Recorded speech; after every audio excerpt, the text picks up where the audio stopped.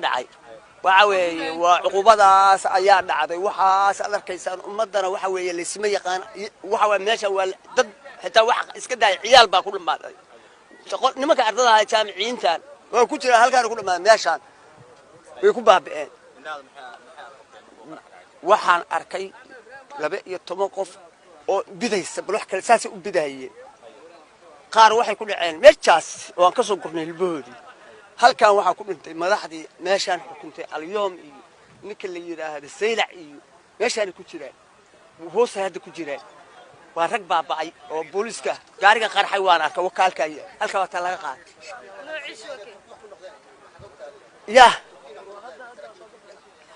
turkiga halkaas u galay waa meeshaas meeshu galay turkigu laba nin bay ahaayeen gaariga waxay noociisa muxuu sheegtaa ma sheegi karo waxaas ma yir ma aan lahayn anoo dhan xitaa waa qarsoomay oo habaaskii iyo dhaska hadda way biyo ku soo maartay habaaskii iyo wixii oo dhan baa na qariyay marka soo nimidna meeshaan ardada markaan arkay madaxdii markaan arkay aniga waxaan sameeyay miirkii oo dhan baa iga tagay iyo maskaxdii meeshaan cuquba ka dhacday aabo waa kaab wax la yaab laha dhacay waxa weeye dadku 70 kama yara waa dadka dhintay dhaawac wuxuu ahaa 4 maanta masiibo ka dhacday meeshaan aniga dhinacan ceelashan ka imid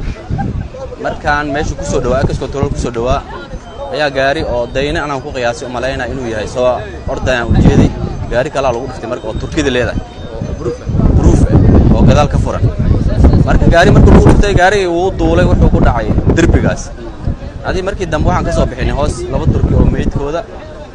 iyo shaqaalay kor saarna meesha ku dambeeyeen mooga kuwa staff kor saarna banaanka saarna laakiin mooga meesha ku dambeeyeen ilaa hadda wax ma sheegi karo nolol iyo geeri kuma hayna laakiin ummad badan ku baabaaday arday jaamacadeedna laba bas oo caasimani bas ayagana waa ku baabeen waxba kama badbaadin waqtooda meeshaas ay ku weeyeen wiilal oo isa shaqeeyno anna shaqada iskala iimaan xataa qaar ka dhintay oo isa soo socon horteeda soo socdeen sugaareen saareerna laakiin iga soo hormareen marka meesha masiibo ka dhacday in Allah wayna aragtay shaaf ahaan dadka dhintay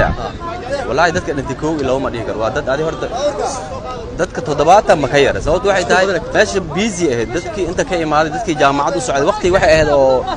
dadna shaqo u socday dadna waxbarasho u socday dadna meelaha kala duwan kala socday dad masaakiin oo tuugsan xataa saddex ku jirtay oo iyagana wadooyin fadhiyo makrofoonada ku qaylinay adiga meeshan looma wax kala harimada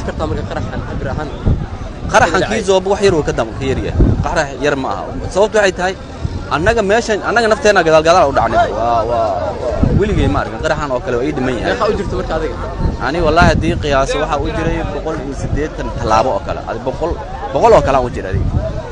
meesha dhuxushaasaan soo maray markaas ku soo baxday markaas markii dhibaatada dhacday markii dadka badbaadana ka mid ahaaba waxyaabo ku yaab badnaa waxay ugu yaab badnaa waxay ahayd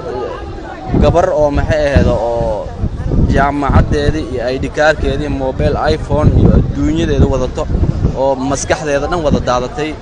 aan u jeeday iyo asagana oday kale dadka horta si xun silacay u dhinteen dad la koobi kara ma aha meesha mashaakil ka dhacday dhibaato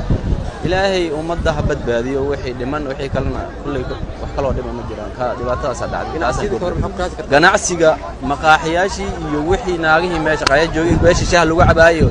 wixii dhan kuma haystaan hatta qaraxan waxa uu yaabiyay qofka dhan uu qaadaba gabigiisa uu duulina xoogiisa macna hadda gaarigan inta laga soo duulay darbigaas lagu dhuftay marka waa qarax ajiib ah ma arag ani dhankalo ku yimid gaariga wallahi wadooyinka ku yimid laakiin inuu gaari yar ma ahayn gaari dayna ku qiyaasay adiga marka gaari kale intuu taagnaa kan lagu dhufanayo maal staafkood wadada ku socdeen marka inay baxaan ay labeen biyo ay caabaan way taagneen waa lagu dulkeen marka taas way